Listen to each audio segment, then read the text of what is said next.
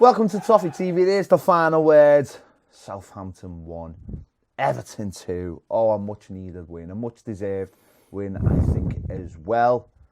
Just before we get into it, this video is proudly backed by The Athletic. Got some absolutely fantastic writers over there, some of the best in the entire world, with fantastic coverage of Everton, including Paddy Boyland and Greg O'Keefe, who we've had on the show, and we'll have on the show again soon. No ads, no annoying pop-ups, just really, really good stories about Everton. Really, we always reference them on the show, whether we're paid to or not.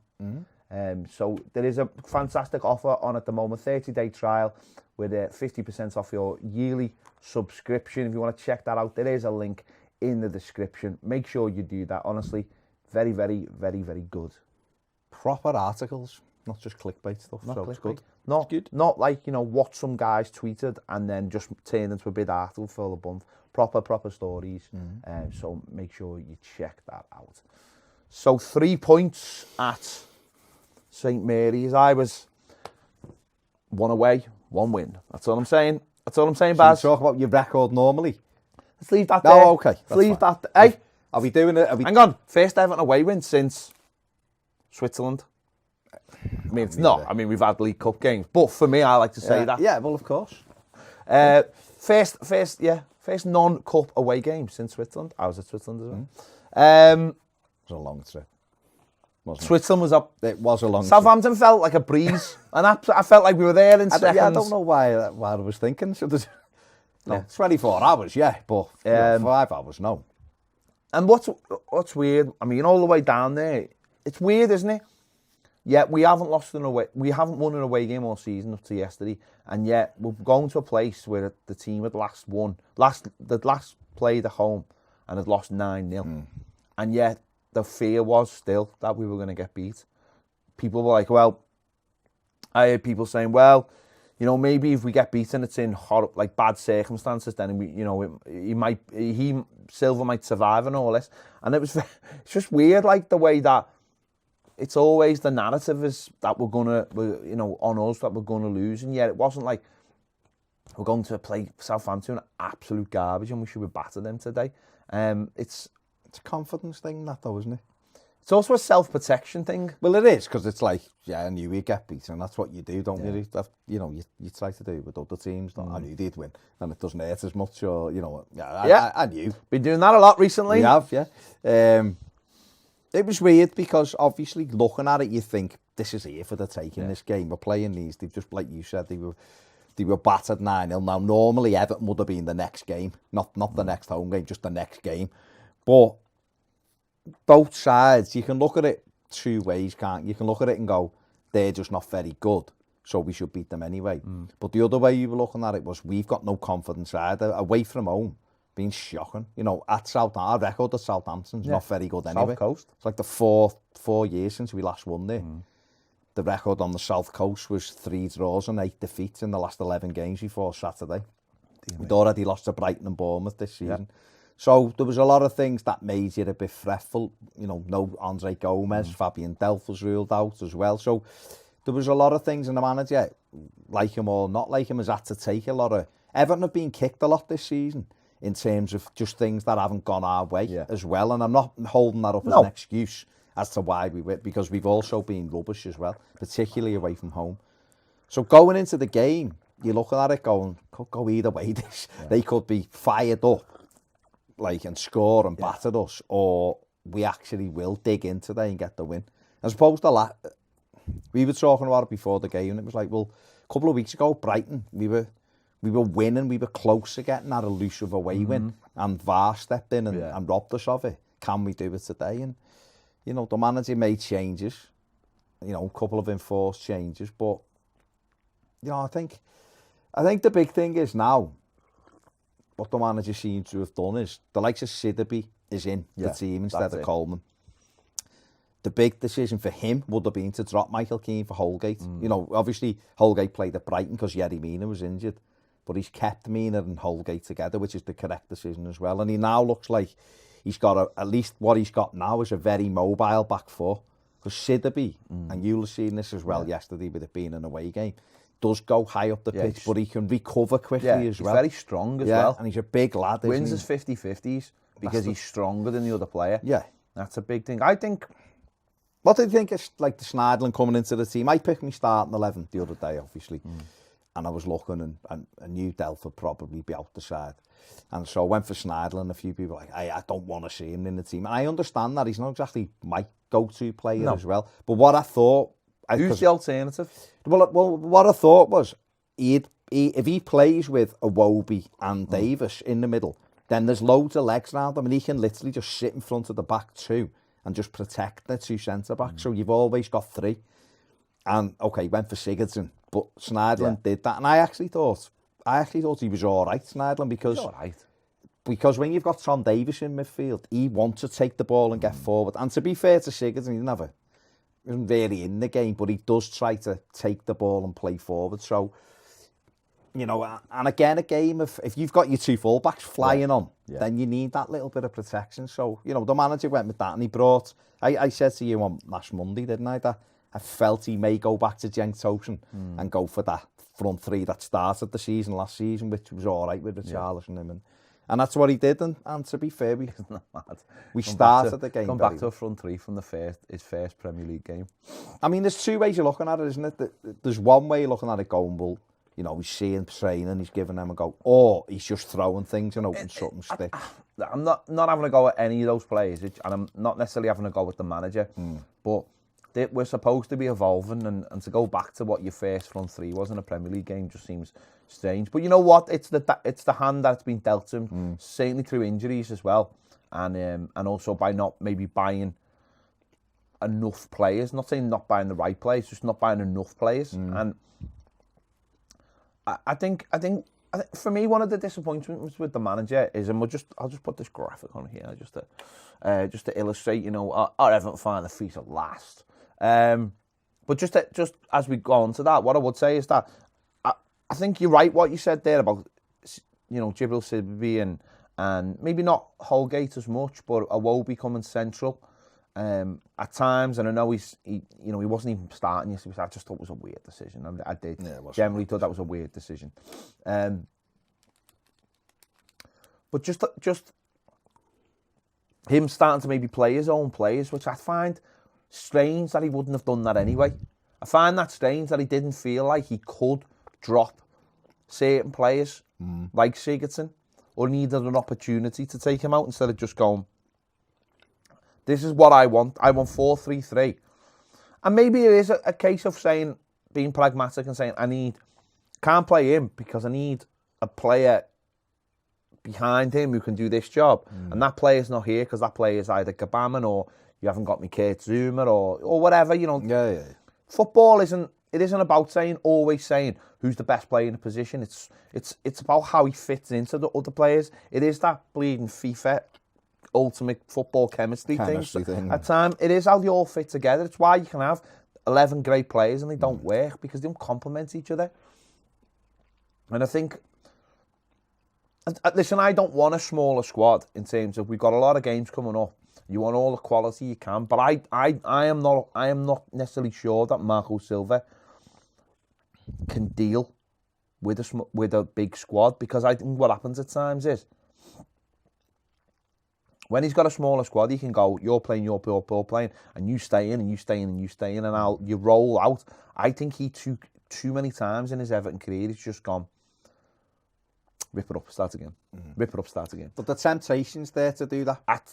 With a lot of, but I think with a lot of managers, no, I know. Well, even, you know, the likes of Klopp, really, if you look at like what Liverpool have done, they've had like a core of like 15 players who play most of every game. Exactly. I don't know how, but they play most of the games.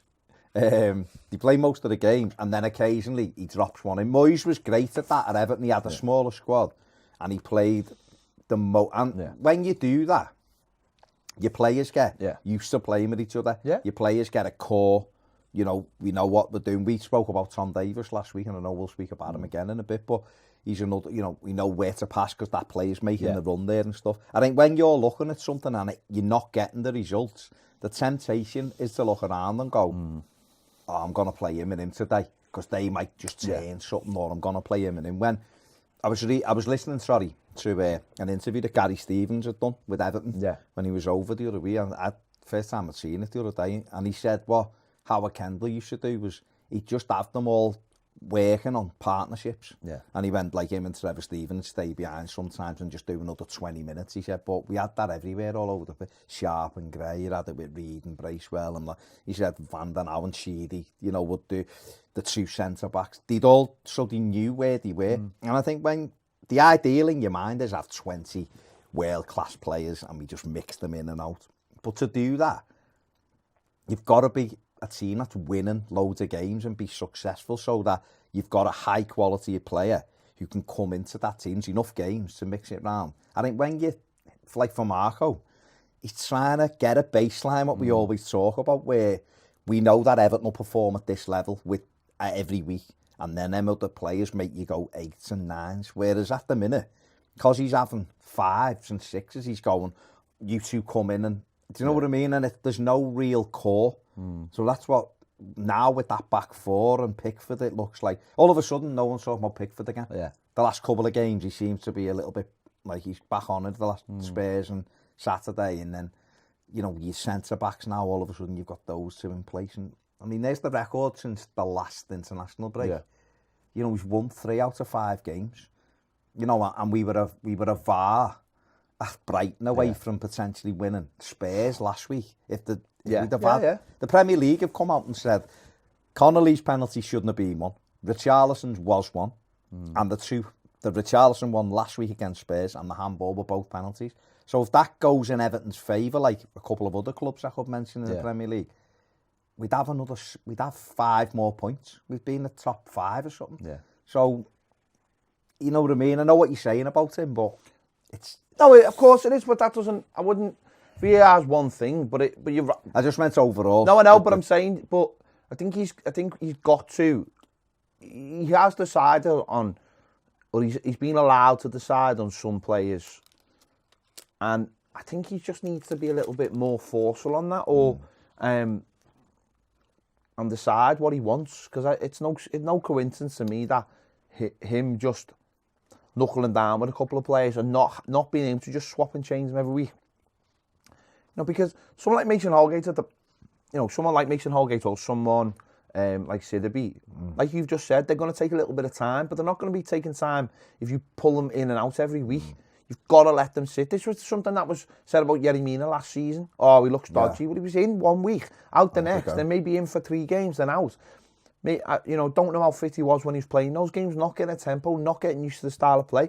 Now he's played, nearly every single game this season, bar a couple, and you can see the consistency levels. He's a top player. That's why we bought him.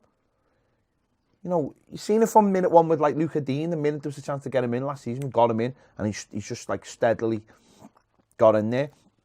But Luca Dean's actually a good example of not doing that as well, because when you change people around Luca Dean, it makes his game drop off. So it is about having that consistency all over the pitch and saying, like, we're going to leave you in because we know you're the best partnership. Therefore everything's going to work together. Well, if I'm critical of him, that was where it started after Villa. He dropped Bernard off the team, and that was it. And Bernard wasn't the issue. No. Bernard was playing well, and him and Luca Dean were the best thing we had. So he'd have to look at himself there and go, I made a mistake there by doing that. Iwobi should be playing central. He's more mobile than what Sigurdsson is. I mean, he come on yesterday, and all of a sudden he got us going for a couple of great balls immediately, forward passes that got us on the front foot again. So that's what he has to do. He has to let partnerships develop. And then it's up to, but the flip side to that is you've got to take your chance when you're giving it as well. I know there was a lot of disharmony before the game when Moise Kean wasn't in the 18. And you'll ask yourself why Moise Kean isn't in the 18. Haven't you? So it's up to people to take their opportunity. And the 2 young lads who are in our team now are both doing that exactly, which is Holgate. Well, you're saying, about Keane. Well, Anthony Gordon was on the bench. Yeah, when Moise Kean wasn't on the bench, and like you say, you've got to... I don't know what's going on, but the manager's asking for more, and maybe he's not getting more. And these players who aren't getting involved, they've had opportunities. It's why that it's nice to see players like Davies and like Holgate taking their opportunity, because these opportunities won't come around all the time, and shouldn't come around all the time if you've got a good team. You know, yeah, well, that's it, isn't it? You know, so I mean, I was talking to the Piv yesterday, and he was like, "Well, if Gabamon and if Thingy, you know, were fit, Davis wouldn't be playing." I was like, "Well, yeah, but Klopp's already said if Nathaniel Klein wouldn't have got an injury, Trent Alexander-Arnold wouldn't have been playing, and he's look at him now. You know, they can't do without him now, and you can't look at and be overcritical sometimes of managers because young players don't get the chance. What the young players have to do is when they get that chance, improve. I think one thing with Davis is how big he looks physically now to what he was. If you look at him 12 months ago, he wasn't as strong. But you have to look at just as Everton as a team now, just before we move on. Yeah. You'd have to look at that and go, look, we had the last international break and it was rubby. We lost at Burnley and it was grim, wasn't it? We were depressed for 2 weeks. Well, you know, when we were looking and going, what are we going to do? And to be fair to the manager, or to be fair to the team, they've responded in the right way. There's that set of fixtures that we've had.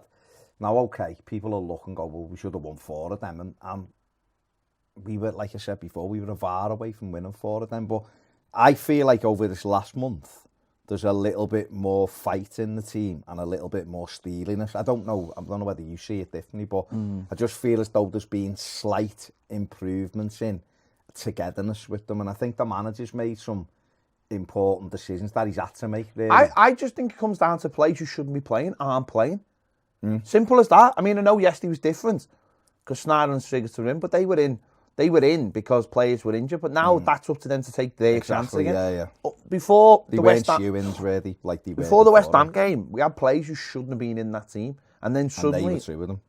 And then suddenly we go into that West Ham game, and you've got Tom Davies in the side, and you've got Richarlison playing up front, and you've got Iwobi in the middle, in the middle of the park, and people, you know, and then we've seen, you know, we've seen Keane drop out. We've, you know, and Coleman hasn't got a chance back. And whereas everyone, I think people kept on saying, "Oh, he'll be back."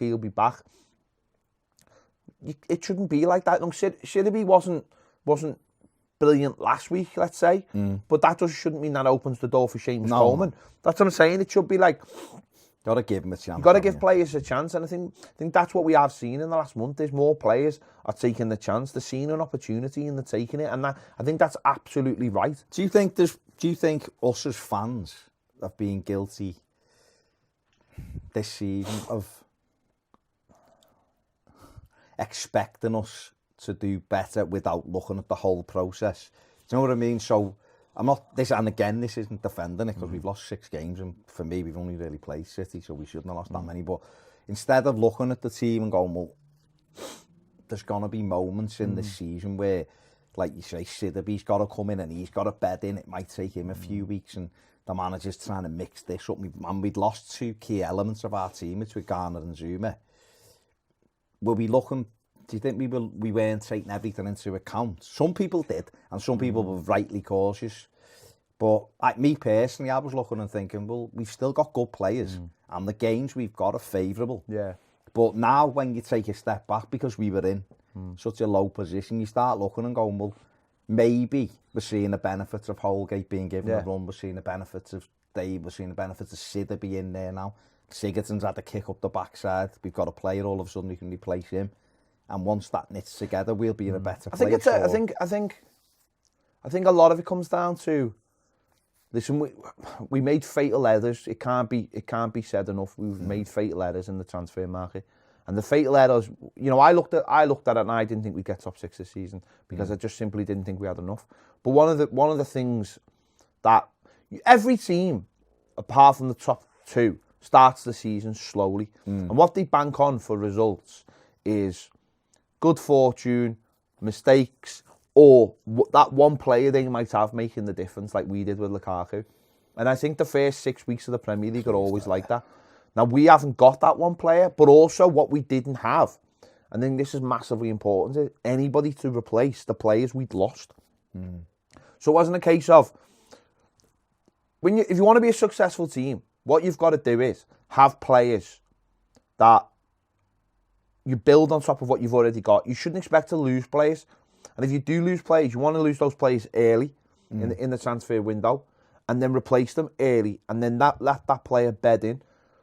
We didn't replace Zuma, which was our pace, and we didn't replace Garner till a week before the season. So therefore, the kid who was coming to replace him had no opportunities even to get fit because he come back from the African nations. Yeah.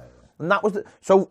While we were trying to get into our stride like every other team, we were 2 steps behind everyone else as well. So that for me is the difficulty. Yeah, and we had no one to almost go like for like either.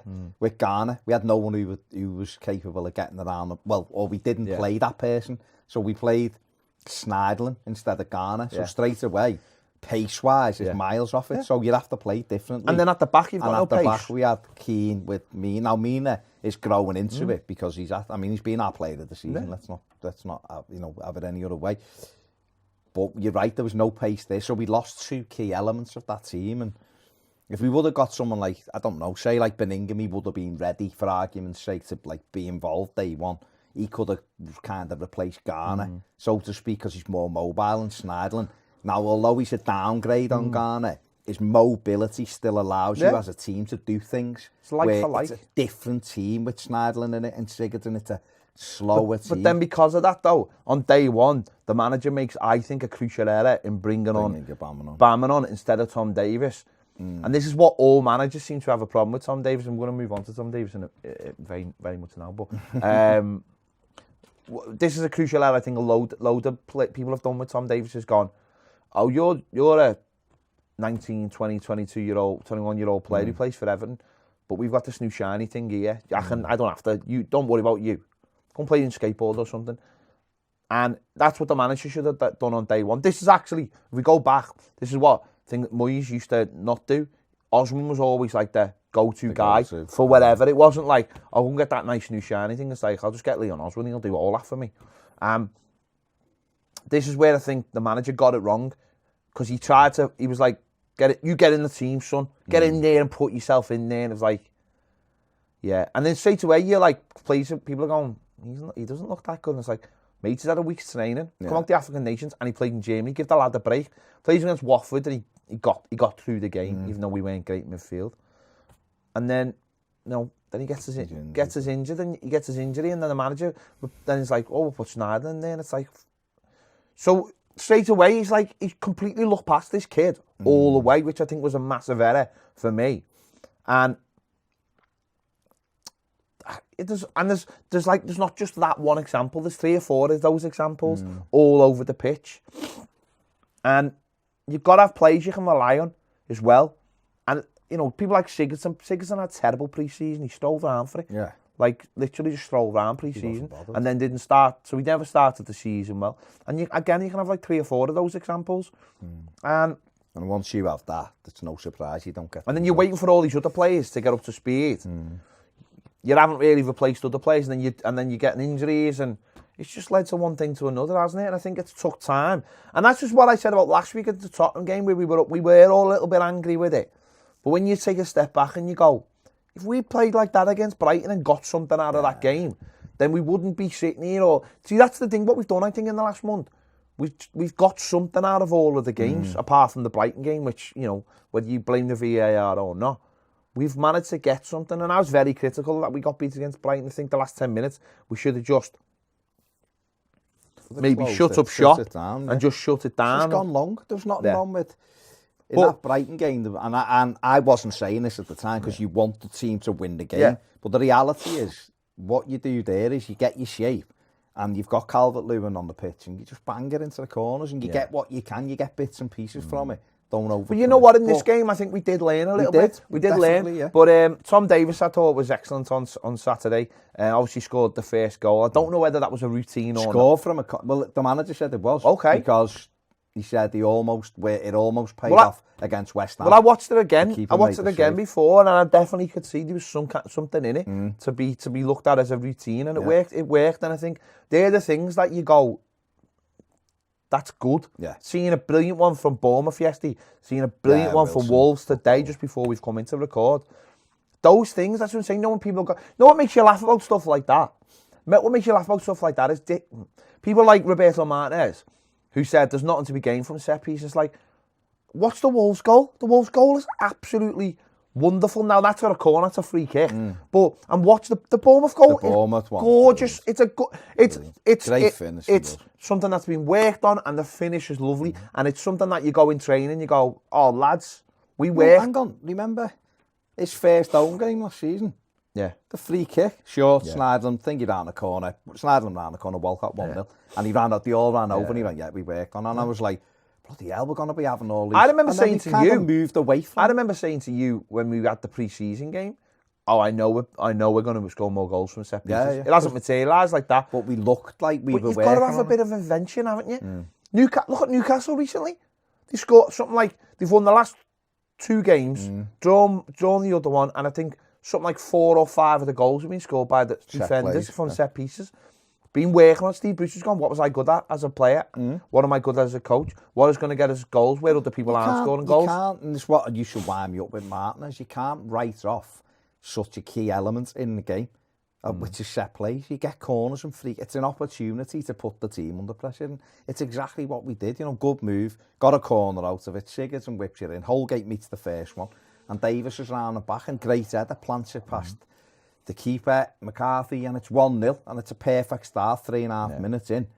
It's exactly what you want going away from home, and, you know, he looked delighted, isn't it? It's great to see, a young kid, an Evertonian score. Do you know what the mad thing was? None of us knew who scored. It's the only blonde-haired, bearded lad playing for Everton, and no, we just couldn't tell. It's down the far end, isn't it? You can't tell. Alcohol. And alcohol, yeah. No, I mean, it's, socks here. No, I know. Just like it happened so fast. But no, he probably stunned. We scored off the set pieces. He looked like he really wanted it yesterday. I thought he had his tenacity there was a couple of times because I thought in a lot of the game over 5 yards we weren't aggressive enough. It was really annoying me, especially early on in the second half. That was the biggest dip in the game for Everton. 15 minutes after that. Yeah, there was when the period they scored, there wasn't enough aggression to close those 5 yards down. I've seen a little bit of Sheffield United yesterday, and they were all over Tottenham straight away. First 5 yards, they had it shut down, and it was like then you won the ball back and then you reset, and it's what the best teams are good at, and there's not enough. We're normally good at, our pressing stats are normally quite high. I think pressing's one thing, but I think pressing and stats is one thing. It's actually when you watch it visually and you see just that aggression, getting people, and I think that's what Tom did yesterday. He got in people's face and just made those key little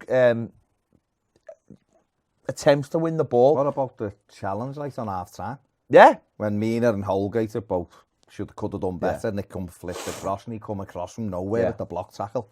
And it was a brilliant challenge, and it was that desire to make sure they were keeping them out.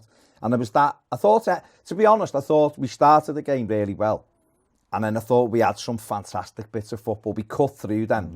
Listen, people might go, only Southampton, because it seems every team we beat is only, according to some fans, whereas when other teams beat them, that team's amazing. Like, if Leicester beat them, it was like, they're amazing. If Everton beat them, it's only West Ham, it's only...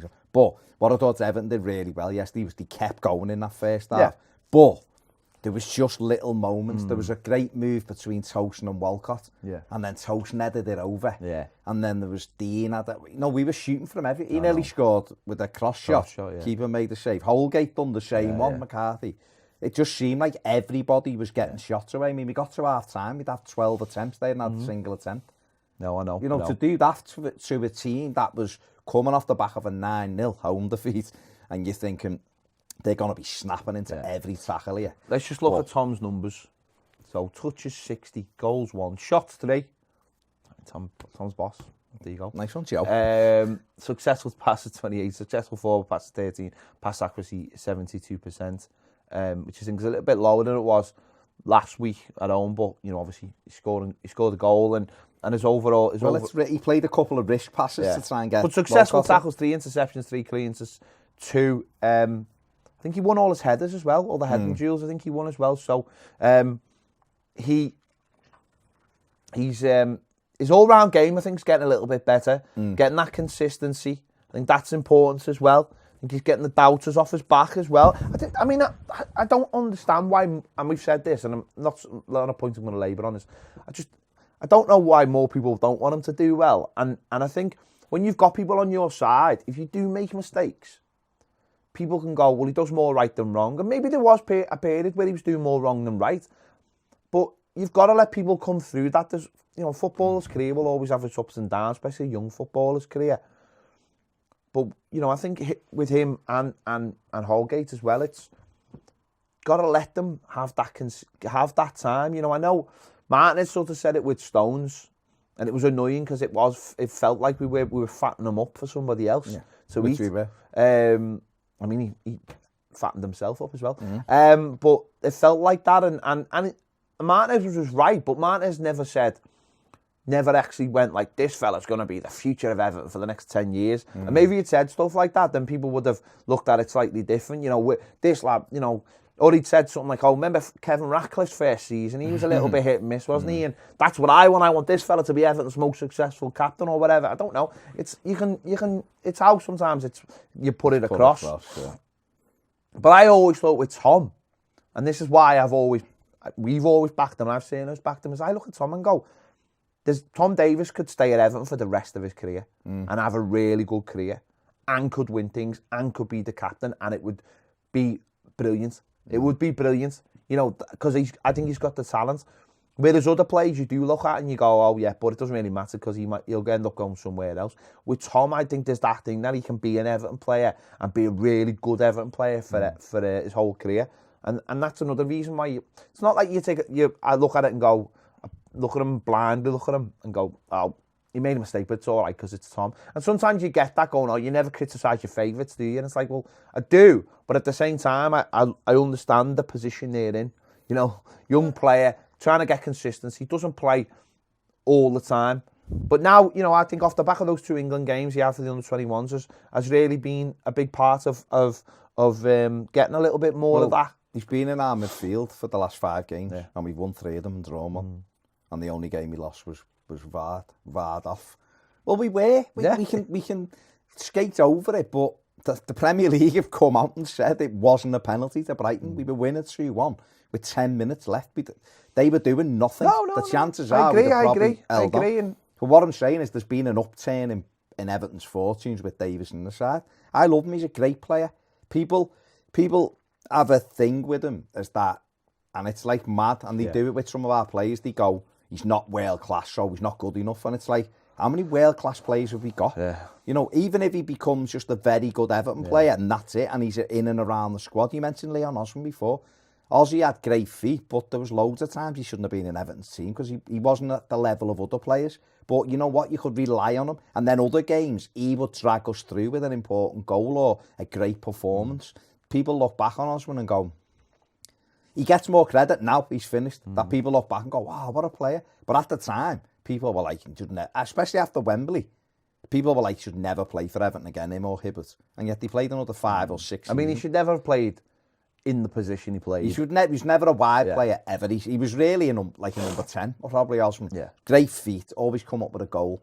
Just that Cahill was better than that in that role. But what I mean with Davies is he can still be a really good Everton player. Even if he isn't world class, he can still be important for our squad. You're right. But he's 21 years of age. I want him to be Everton's captain, but I only want him to be Everton's captain if he performs at a certain level. I only want him to play if he's at a certain level. But it doesn't mean we criticise. He's going to give the ball away because of the player he is, because he's trying to fire balls. But I think we've seen in the last few weeks, and certainly seen that yesterday, he's tending not to give that ball away now. He's not making that silly cross pass or not looking or under hitting pass. That was a big thing for me.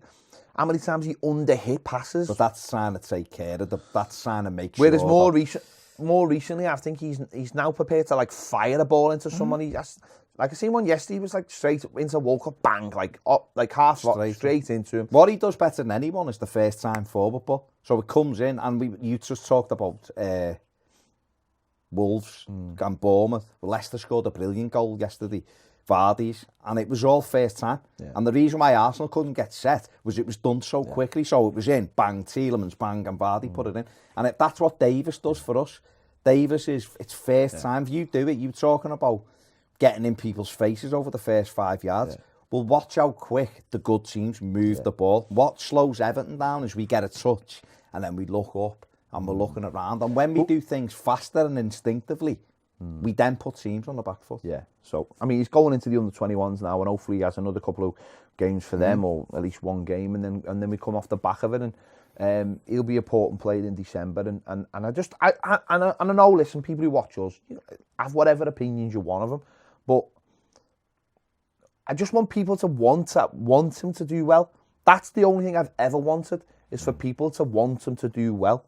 And I think whether you like no matter what player, whether you what you think their level is, just want them to do well. You know, especially, you know, someone who's like a, you know, proper Evertonian. Listen, I wouldn't have Schneiderlin in my ideal team, but every time he pulls the blue shirt on, I want him to have a good game. I do. Sigurdsson is, you know, fell out with him this season because he's annoyed me, because he's got a great level of ability in his body, but he's way below. But I still want him to play well. I don't want to be able to go, he was crap today. I want to go, oh, Gylfi was brilliant today. And there's nothing wrong with that. So fans are genuinely want Davies to do well and go, he didn't play very well today. That's fine, of course. Players aren't, you know, they are going to make mistakes or whatever, but we have to, there's like a you've got to be on this side of the fence or that side of the fence. And it's like, let's get behind him, because who knows with our back and how good he can be. But, you know, he was great, and there was other players who were great as well. Yeah. But, I mean, you mentioned there, just before half-time, we'd only had one shot. We'd had one shot and scored from it on target, 12 attempts. Although, I thought Tom Davies was on target. Well, Tom Davies was an attempt, and no one could No, say... it wasn't on target, though, but I thought it was on target, because he tipped it over. It was in the top corner. That's what I'm saying. It was dropping in the top But corner. on the stats, it wasn't given as No, but neither was another one he tipped over from Holgate, I think. He pushed over, and that was... Because that was a cross. He didn't include that. But I think that's the problem with... that is the problem with Everton at the moment, is... we don't make the most of what we've got, and other teams who have less do, and that's the difference. And that's why what's it called, XG. See, I buy into a lot of stuff. I don't buy into that. I think it's a load of nonsense, because I don't think you play decent level football, you're a centre forward. It doesn't matter what your expected goals are. If you ain't got a centre forward, you can put the ball, or you don't shoot on goal. It don't matter what your expected goals is. It's a load of bollocks. It's the biggest load of nonsense. I'd rather have Irene Drury telling me what the score's going to be, Baz. All it says, though, is, you're right, because when I'd first seen it, I was like, that's just nonsense, because it really doesn't matter. But all it's saying is the chances are that good that you should score the goals. Fair enough. So it's good for, what it's good for is showing you the quality of chances. Like Everton had 24 attempts at goal yesterday. I haven't looked at the XG, but I bet you the XG... Do you know what it's good for? Do you know what it's good? No, honestly, know what it's good for? Absolutely nothing, say it No, again. do you know what it's good for? Go on. It's good for telling you that you need a new centre forward. Yeah. That's what it's good. It's good for saying, no, it's not his fault. It's his fault. It's good for people like, what score is it? Just 3-1, end of 3-1. All right. Leicester conceded again. It's good for, it's good for, like, maybe to take the blame off one person and put it on another person. That's what it's good for. It's a nonsense. What we don't do enough is hit the target. It's as simple as that. No scientist can tell me anything else. We don't hit the target enough as a team, and this is where we come out at second half, and you know they're gonna raise their game a little bit, because the managers will go, you should be 4-0 down if you're talking about possession or whatever, or and chances and shots. And shots. But you're not. So get out there, have a go for the first 15 minutes, and you know what? You'll get one opportunity. And Danny Ings will always take one opportunity against us. On the line. Always he will. On the line. And they do, and they got it. You've seen us come out. We were a little bit like, because at half time we'd gone in, we were all saying, if we get a second before half time, we win this 4-0. Yeah. But we all knew, with it only being 1-0, that they would get a chance. And they got it, and it's poor, because Morgan Snarden lets a lad run past them that, if he's sensible and just put it this way, right? If you try and tackle him outside the box and you're unsuccessful, it's still outside the box. Once you're in the box, you can't even touch him. Unless it's Richarlison. Boot the shit out of Richarlison. It doesn't really matter. But you can't touch him then, and that's what happens. And the lad manages to just put a ball across. It hits Yerry Mina on the heel, so on the instep, and then Danny Ings is where a striker should be for the tapping. Yeah. And they get it back to 1-1, and then you're just thinking, oh no, not again. You know, and I think that was the annoying part. They get a free kick a bit later on. Pickford makes a great save to stop it from going 2-1. It wasn't a free kick, by the way. And I know, I can see from where I was, it wasn't a free kick. And you're thinking, not again, not again. You shouldn't be giving fouls away against the player that models himself on a Runa Kone. That was all I had to say. The biggest issue for Everton was the first 5 minutes. What do you say to any team at any level? Kids, Sunday league with your mates, anything. Yeah, you say, keep it tight for the first 10 minutes. Everton come out. Sidderby give a stupid free kick away within a minute down in our corner flag. The lad was going nowhere and he booted him. And you're like, what are you doing? So we cleared that. Then he got a corner, didn't he? And the commentary team loved telling you that we conceded off a corner, even though the corner had been cleared. Do you know what I mean? It's still a set piece. That's still a set piece. But anyway, Mina heads it away. And Schneidlin jogs out to Peter Andre, who just come on, Buffal, who just come on, giving it the mysterious girl. If he'd have just held him up, he wasn't going anywhere. He showed him inside. And you're right, once he went past him into the box, he was done. But that's what I was saying before about that aggression. That's something Schneidlin never has. If he'd got out quickly, he's got no aggression. He probably would have had to play the ball back then. Exactly, that's what I'm saying. Oh, you get to someone quickly, they're on it, unless they're a really good player. You force them into something they don't want to do, which is to play the safe ball. Southampton done it in the first half. They let Walcott, lad let Walcott face him up. He knocked it past him, round him, and the keeper made pushed the cross up. But it was still had an element of luck. He fires it across, and it hits Mina and goes behind him at the goal. And but I always look at, for me though, frustrating. For me though, there's no such thing as luck in football, because if you rewind the tape, you've got prevent. And you can't. Danny Ings done brilliantly because he followed the ball. He reacted quickly, and he loves a goal against Everton. Oh, he loves it. And he loves a tackle on the line. Everyone was putting bets on for us to win, but him to score. Oh, well, there's no doubt. There's a lot of people with won a lot of money. He scored about his last 4 or 5 games against us. All the time. But we had to, for about 10 minutes, we went flat on top because they didn't do much other than the Ward-Prowse free kick, which was a brilliant save actually by Pickford. But that was stupid. Sidderby shouldn't have let him come inside, but he went like that, and the lad throws himself down. The referee's like free, and you're like, you can see that he hasn't touched him. He's just put his arm out. But look, he made a couple of changes, and he brought Iwobi on, and Iwobi added a little bit of life to the team. Got us a little bit more direct, and we started straight away. You could see Tosun put one just wide. Iwobi was you could see it straight away. More. We were getting Tosun went off, didn't he? Yeah, sorry, before that. Yeah, but Holgate had missed a good chance as well, but he didn't realise how close he was. He just let that skim off his head. It's a goal, isn't it? He didn't realise he was that close. I think. But we started to make once Iwobi came on. We started to make more chances and getting a little bit, just getting higher up the pitch, because that's what we'd stopped doing. Yeah. We'd start. See, this is what I think is great about Iwobi, is that he connects the forwards to the midfield, which isn't there otherwise. That's what an attacking midfielder should do. Which isn't there otherwise. And straight away, yes, he's positive. He wants to run forward with the ball. And you see that. A great ball to Dom. Yeah. Lovely ball to Calvert-Lewin. That wasn't on. Give the eyes and played it the other way. And it's a brilliant block. Actually, gets blocked. It's the same place. I think it might have been in. But it was the same place that he scored against Brighton. He does the same thing. Yeah. And the lad comes across and blocks it. But the goal, the goal itself, Iwobi gets the ball out wide, and he somehow pace on the ball. There's just enough pace that he could hit it first time on the run. So he's taken all. See, this is the thing when we're talking about Seamus as well. When he's stopping and he's stuttering, he's allowed him there. What would he have done there, Coleman? Checked.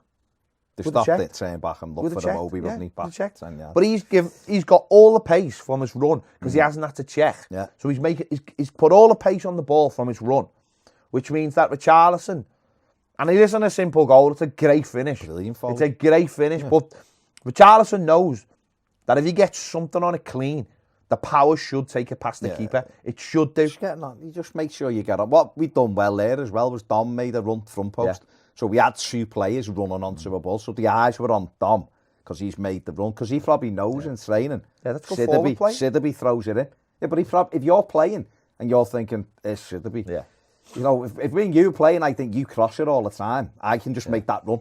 Yeah. And then I might get it, I mightn't. But he makes the run, and that's when the But that's the other thing with Seamus as well. Like you just said there, Seamus gets it. And what does Seamus want to do? Seamus never wants to hit first time. No. He wants to. If he doesn't check back, he tries to take him on and then throw it in. But the problem with that is, then you've got forwards going coming back and then going again, and it takes And their it's natural momentum out of it. Whereas on this, it's clean.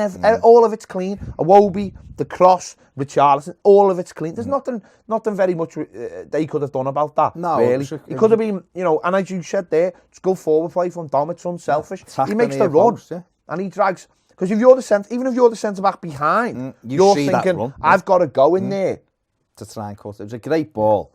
And it was a brilliant volley, and it was a great goal. It was a great goal, and he kept it. I could see what it meant to him. We want him to get on a little run. He's our top player at Charles, and seen people giving him a lot of stuff. I actually don't think he played very well yesterday. Compared I thought it was a workman-like performance. No, listen, I don't think he ever doesn't put a shift in because he's just the way he is. But there's other games that he's far more dangerous in, where yesterday, there was one right at the start of the second half where we had it in their box with him, and he just kind of lazily played it against the defender. And it's like, if you'd have took your time, Tosun was square, we could have scored, made it 2-0. But he was there and he comes up with the goal big, and it's a great finish. And then after that, you're right, after that, Iwobi started pulling the strings. He had the free kick that deflected onto the outside of the post. We had one that was just deflected wide as well. Just spun wide, and the keeper was wrong-footed. But you know what, we scored nearly exactly the same time we scored against Brighton, pretty much. Yeah. And it was then a case of like, can you keep your heads? You've got the lead into the last minute. Can you keep your head? And they didn't really trouble us. We looked more likely to score again. I thought Dom done there. He started taking it on his chest and spinning with it and playing little. And that's when Davies come into his own. And to be fair, Sigurd, they started keeping the ball importantly and trying to get Iwobi in. And we were just a little bit calmer with the whole thing. There was just one moment where Holgate played it across and he hit under it instead of he got back and made a brilliant tackle. Out. It was wide, it wasn't like a thing, but it was just a great tackle. But other than that, they got a free kick in injury time at last, and you're thinking, please defend. We defended it well, and other than that, that was it. They struggled, but for Everton, it's a big win because of where our confidence is. Well, it's a mental thing. They were poor. The fans were pretty much resigned to the whole atmosphere of the game. For them was like, I just find it weird that the manager just doesn't seem under pressure, and you can give excuses and go, he's had no. But isn't that the point with them? What we've been said about us is like they need some stability, and to be honest, looking at their players, then what should he do? No, I know. What he really should do is just go back to basics, play 5 at the back, make them difficult to beat, keep digging. Yeah, but I just thought for us it was a mental test that we had to get over yesterday. It was a big mental test. But you can see the relief on the fans. The fans who've been going every up and down the country every other week. And that people it's only Southampton. It's like, but these people go everywhere to watch Everton. And it's the belief though that we can win. Yeah. When you get it. Good teams get on that run. Look at Leicester now. Leicester fans probably going everywhere at the moment, expecting them to win because they're on a roll. So the confidence, everyone feels good. If they lose a couple on the bounce, the confidence will be dented, saying they won't stop winning, or they could stop winning, but it'll dent the confidence. Whereas for us, we've needed to be dragged up. We've lost to Villa, we've lost to Bournemouth, we've lost to Burnley, Brighton. You can say it's only Southampton, but those other teams I've just mentioned aren't that much better. No. So it's about getting the win mentally and physically. And you've just said there, we scored the same time at Brighton to go 2-1 up. Exactly the same yesterday to go 2-1 up. And the players haven't crumbled. The players haven't froze. We looked like we were capable of getting a third goal and a fourth goal. When I looked, what I would say, when I looked at our players and looked at their players, and the kind of players we had on the pitch, it does like sicken me that they could have gone above us yesterday. Oh, of course. You know what I mean? You know what I'm saying? They've gone level with us. Well, you know what I mean? Yeah. Like the players that level of player. You just look at it and think we're not getting enough out of it. I always say this to you though: when you actually step away from it and look at Everton's players v any of the teams outside the top 4 or 5, you look and go, how are Crystal Palace where they are? It's because how are them where they are? Because we don't utilise our players, and we haven't done enough of this. Other teams have done it. One of the reasons why I'm saying that, and we talked about Tom Davies before, is someone like Mason Holgate, who I think has come in, right? And like I've always been critical of Michael Keane, and one of the... Have you?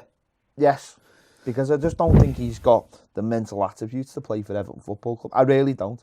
I just don't. I know what though. Honestly, being in, there is a level of expectation on Everton. There is, yeah. Which maybe people will go, why? But there just There is. is. There just is. Go in our own. Go in Goodison when it's full. Go to the away end that's full every week. There's a level of expectation. There is, because no matter whether people see it or not, we're still a big club. Yeah. And in our eyes, we're the fourth, fifth most successful team. So that isn't going to go away. And this the expectation. This creates a weight on players that, and it's difficult. And you know what? There's other, it creates a weight. And because we buy a certain type of player or can't buy those players, because for the players who are at the very top, not only are they good players, they're mentally strong as well. Yeah. That's why they're there, aren't they? They have to be able to cope with going into grounds and playing in front of 80, 90,000 million people in front of TV and deal with all that pressure that comes with it. And that's why they are the way they are. And we have players who come in and they've got to, Michael Keane coming from Burnley. Burnley can win one week 3-0 and lose the next week 3-0, and it doesn't matter. No. It doesn't matter. They'll finish mid-table or thereabouts, and everyone will be like, they've had a great season. As long as they stay up. And that's all that matters. Come to our club and suddenly the expectation goes up. And but then the rewards come up with it. You're in the England team or whatever. And he's a player to me that I think is very, very happy sitting on the bench at the moment, Michael Keane.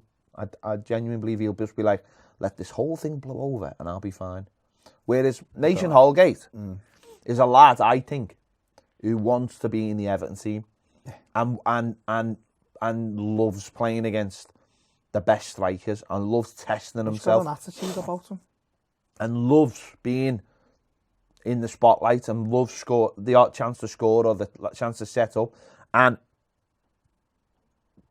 that's what I want. And that's where sometimes you get players who people mightn't think are better than other players, but it's that thing that separates them.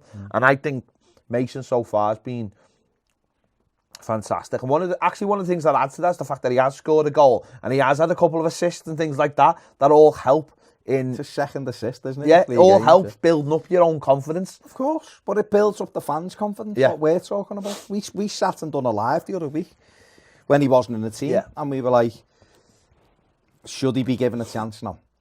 Because Michael Keane's not playing very well. Holgate, and you look and go, he's had those moments though where he switches off. But I remember saying, maybe it's time to just put him in now and go, let's see how he does. And if he does have those moments, just be with him. John Stones had them every other bleeding week and people still loved them. So, you're only going to know whether this kid's good enough by giving him games to play in.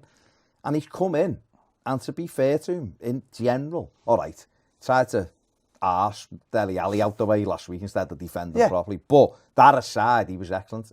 He's been excellent in most of the games. He's looked, like you just said, he had a couple of assists. He scored a goal.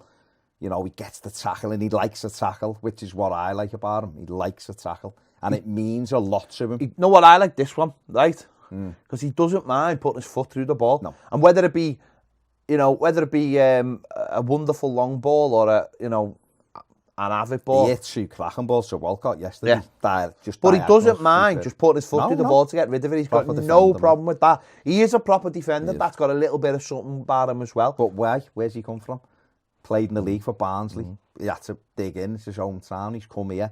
He wants to do well. He believes in his... You said before about mental side, the mental capacity of certain players. And every Premier League player is a good footballer because they wouldn't be playing in the Premier League, the top level. What makes your top players is that mentality, and he, for me, has got it. Yeah. Now, whether he's good enough to stay in our team, I don't know. But look at this. Yeah. See, he's tried them and he's got 80%. What I like about that one is, right, this is not one where... Passing accuracy. This is one where it's not back and forth to him and Yerry Mina. Because there's very, very little between him and there is, but there's not... It doesn't go, bing, bang, no, well, they don't need it. Mina's another one. I don't think mine's putting his foot through it. No. Forward passes 23 as well. That's great, one. Isn't it? Long ball accuracy 85%, recoveries 11, clearances 4, successful tackles 3. So all the attributes of a good modern centre-back. And one that isn't in there will be pace, which is what he's got, which is what we were, crying out for, which is why people were worried when Zuma didn't come, and rightly so, because I think a lot of people have written Mason off. Now, we commented pre-season that he looked bigger. Yeah. I think he looks stronger. I said it about Tom to you before. He looked physically stronger. Haven't they, though? They've got to be. But can he keep his place now? Can he stay in? The manager was very, very complimentary about him after the game again, saying he's been brilliant since he got in. But it's a case for now. It's a case for the manager and for Mason Holgate himself to, especially for Holgate. Holgate, what he's got to do now is go. And I said this could be go for Tom and Mason Holgate. You'll never get a better chance. You'll never get a better chance to cement yourself in the Everton team. You've got an opportunity now. If you're allowed, I mean, first of all, you've got to be allowed the opportunity, right? You've got to be allowed it. You've got to have someone to say, I'm putting you in the team. And that hasn't happened that much. And do you have 3 good games and have 1 bad game and they go, no, you're out the side? Well, I think he'll be all right because I honestly don't believe Michael Keane is at a level. And because we've only got 3, I don't believe it's not going to... Michael Keane would have to be really good in training and he'd have to have a really bad game for the manager, I think, to readdress that situation. Yeah. And the same with Tom, you know, and I think it's different for Tom because it comes down to numbers. We ain't going to have the numbers. Tom's going to play, I think, most weeks now, if not every game. Still got to keep his level. No, I know, but I'm saying, no, I think both of them... Because Delph will be back in a couple I think with both of them, it comes down to the mental side of it, attitude. Don't get comfortable just because you become it's that thing of it's easier to get to the top than stay on the top because you've got to knuckle down now and go, all right, I've got my place, but now I've got to keep it because they're all, and the manager will be going, oh yeah, we've only got 3 centre backs, so we need to go and buy another centre back. Well, if you're buying a centre back, you want the one you're buying to be better than the other 3 you've already got. Surely, that's the way you got to look at it if you want to be a better football club, isn't it? You know, should always be looking to buy. If you're buying anyone in a position, that player is going to be better. So for both of them now, especially for Mason, is it a good blip or is it this is who you really are? And you just what did he turn? Did he turn 22? 22, yeah. 22, right? Good time now. Perfect time. You compliment the other centre back who is a very, very good centre back. Monster, yeah. You compliment him well. I think they like playing together, and I think he's got, as you said, he's got that mental side. And as you said before, if we can get that 4 nailed down now for a long period, it'll help the goalkeeper. Help the goalkeeper out. Help the people in front as well. People will start to learn each other's games, and we're in other parts of the team. We have had chopping and changing because of injuries or the manager. Let's not start messing about with that back 4. Oh, well, listen, if they can understand each other's game and keep conceding the goals down to a minimum, you're giving yourself an opportunity in every game. That's West Ham, no goals. Brighton, okay, we know what happened. Brighton was poor, but Spurs, 1 goal. Southampton, 1 goal. Let's make sure Norwich. I know we had none in the Carabao Cup, which was good, but Norwich at home next. Let's make sure that's no goals. Then all of a sudden, you start, because it's been a while since we kept a clean sheet in the Premier League, all of a sudden you start looking at the other end and going, well, the defence is all right. So if we can get our shooting boots on, so to speak, we can... Especially when we're going into a month where we will be tested a lot more. You know, and listen, you take that as a challenge. Sink or swim, innit? Take that as a challenge, don't you? We'll be playing teams that will test us at the other end. But the thing about that is, if we can keep those teams out, we will have a chance of scoring goals because the games will be open. They'll be open. So we've got to keep the level at the defensive end and start, hitting the target to the other end. Those 2 lads we've just been speaking about should be set as an example for Moise Keane, I think. Yeah. He needs to look at them and go, right, they forced their way into this starting lineup, and that's what I want to do. And I think the manager needs to pick a position for him, by the way, and just go, right, you're the centre forward. Well, that's what helps. And that's up to the manager. But then that's what I'd say about Mason Holgate is, though. He always had confidence that he was a centre back. He did, yeah. And we questioned that and said, is he a right back? We had a conversation with his dad, and his dad was, his dad wasn't 100% sure what his best position was. I think his dad was just looking at where he could get in the team, definitely. And that's the way it is. But the lad himself, the lad always had confidence that he was a centre back. I like the arrogance. I've said it before. Them games under Allardyce at Anfield, the league game, and then when he threw Fabinho in the crowd, and it was a bit thingy, but it just showed the mentality of him to stand up, and he was like, what? Played against the best front 3 in Europe.